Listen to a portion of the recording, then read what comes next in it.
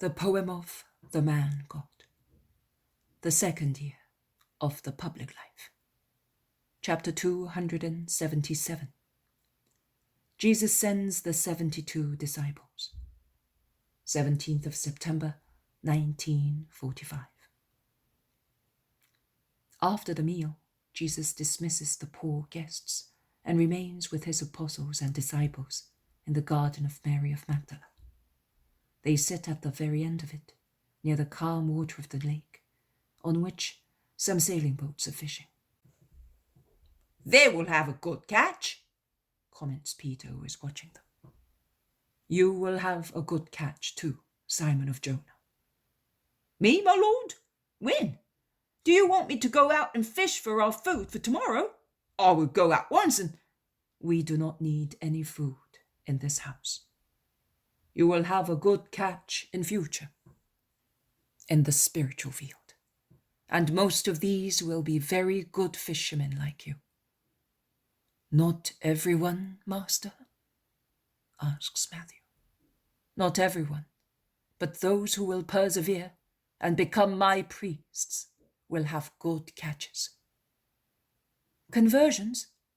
asks James of Zebedee.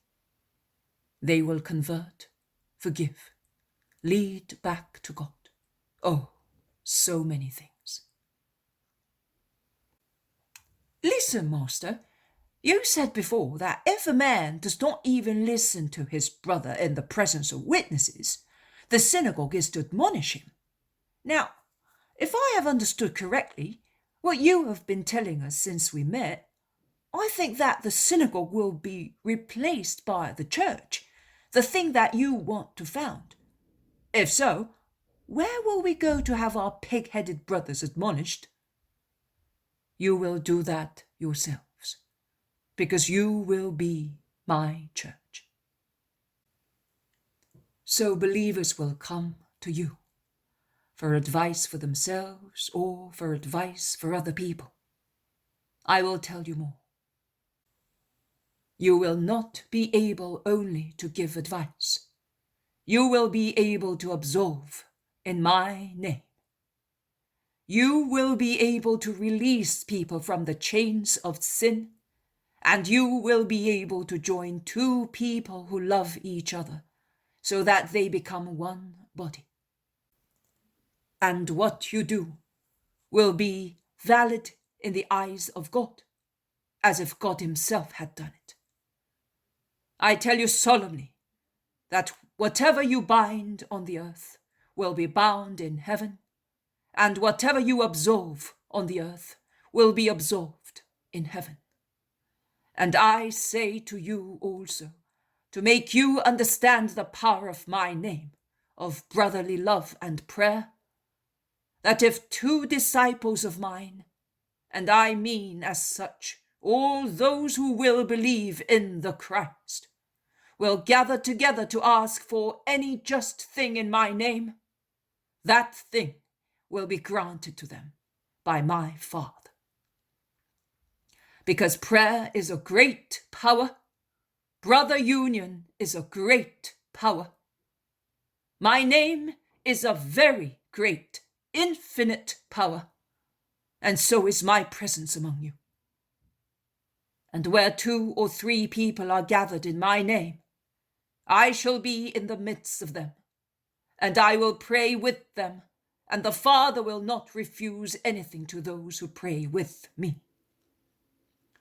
Many do not get what they ask for, because they pray by themselves, or they ask for what is illicit, or they pray with pride or sin in their hearts.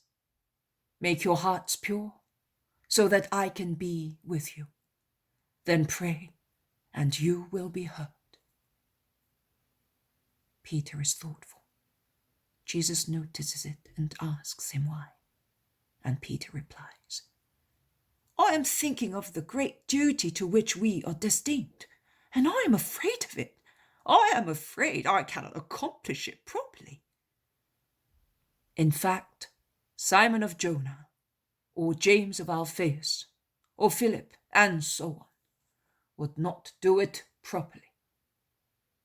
But Peter the priest James the priest, Philip the priest, or Thomas the priest will do very well, because they will be acting together with divine wisdom. And how many times will we have to forgive our brethren? How many times if they sin against the priests? And how many times if they sin against God? Because if things will happen then, as they do now, they will certainly sin against us, since they sin against you so many times. Tell me whether I have to forgive always or a number of times. For instance, 7 times or more? I will not say to you 7 times, but 70 times 7, an endless number. Because also the Father of heaven will forgive you many times, a great number of times, and you ought to be perfect. So do as he does with you, because you will represent God on the earth. Nay, listen, I will tell you a parable which will help everybody. And Jesus, who is surrounded by the apostles only, in a box thicket, goes towards the disciples who are respectfully gathered in an open space, adorned with a fountain basin full of clear water. Jesus' smile is like a sign that he is going to speak. And while he walks with long, slow steps, so that in a few moments he covers a good distance without rushing, they are all delighted and press round him as children gather round those who make them happy. It is a circle of keen faces, until Jesus leans against a tall tree and begins to speak. What I said before to the people is to be completed for you, who have been chosen from the people. The apostle Simon of Jonah asked me, how many times must I forgive? Who? Why?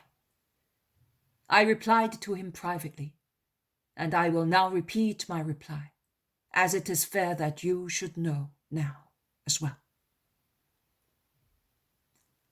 Listen to how many times, how and why you have to forgive.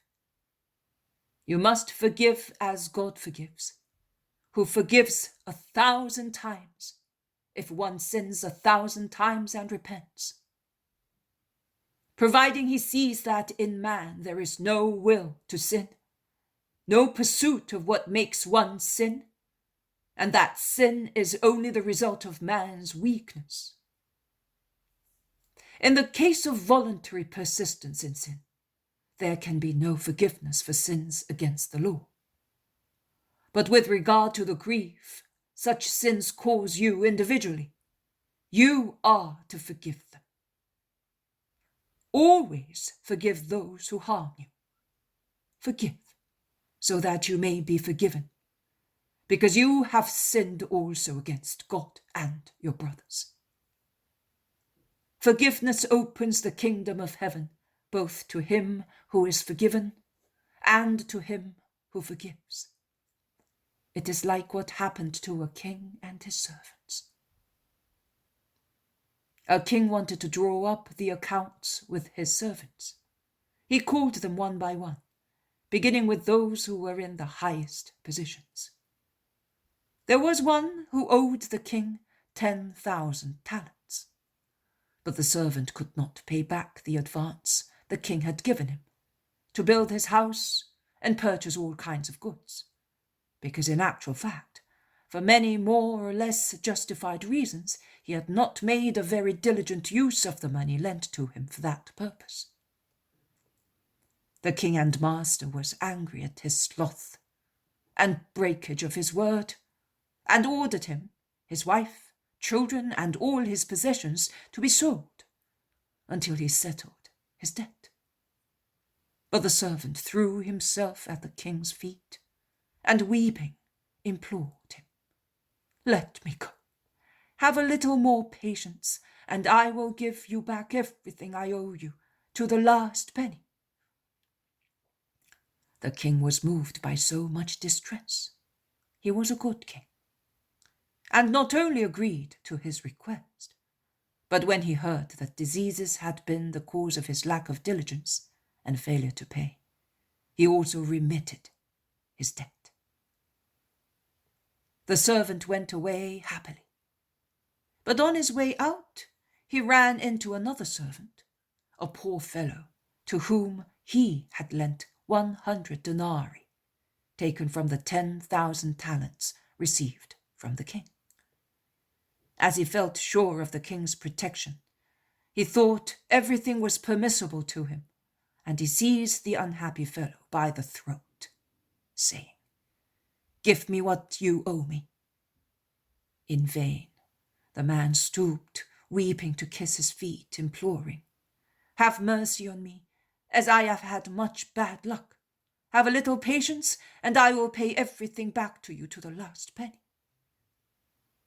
The cruel servant sent for militiamen and had the poor wreck taken to prison, so that he would make up his mind and pay him, or lose his freedom or his very life. The friends of the unhappy man came to know about it, and being very upset, they went and told the king and master, who, upon hearing the news, ordered the pitiless servant to be brought before him, and looking at him severely, said, "You wicked servant, I helped you the first time, that you might become merciful, that you might become a rich man. Then I helped you by remitting your debt when you implored me to have patience. You did not have pity on your fellow servant, whilst I, a king, had so much pity on you. Why did you not treat your fellow servant as I treated you?" And in his anger, he handed him over to the jailers to be kept by them until he paid everything back, saying, "As he did not have pity on one who owed him very little, while he had so much pity from me, who am a king, so I will no longer have pity on him." And that is how my Father will deal with you, if you are pitiless towards your brothers, if you are more guilty than a believer after receiving so much from God. Remember that it is your duty to be more faultless than anybody else. Remember that God gives you a great treasure in advance, but he wants you to render an account of it. Remember that no one must be able to grant love and forgiveness like you. Do not be servants, exacting much for yourselves and giving nothing to those who ask you for help. As you do to others, it will be done to you, and you will be asked to give an account of how other people behave, if they have been led to good or to evil by your example. Oh, if you have sanctified people, your glory in heaven will be really great. But likewise, if you have been corrupters or only sluggish in sanctifying, you will be severely punished. I say to you once again, if any of you does not feel like being the victim of his own mission, let him go away. But let him not fall in it. I mean, let him not fail in what is pernicious to his own and other people's perfection. And let him have God as his friend, always forgiving your weak brothers from your hearts. Then each of you who will thus forgive will be forgiven by God the Father. Our stay has come to an end. The time of tabernacles is close at hand. Those to whom I spoke separately this morning, as from tomorrow, will go ahead of me, announcing me to the people. Those who are staying must not lose heart. I have kept some of them for prudential reasons, not because I disdain them. They will be staying with me, and I will soon send them, as I am now sending the first 72 disciples. The harvest is rich, but the laborers are too few compared to what is needed. So there will be work for everyone, but that is not sufficient. So without being jealous, ask the Lord of the harvest to send new laborers to his harvest. In the meantime, you may go. During the past days, the apostles and I have completed your instructions on the work you have to do. And I have repeated to you what I told the 12 before sending them. One of you asked me, how will I cure in your name? Always cure the spirit first. Promise the sick people the kingdom of God if they can believe in me.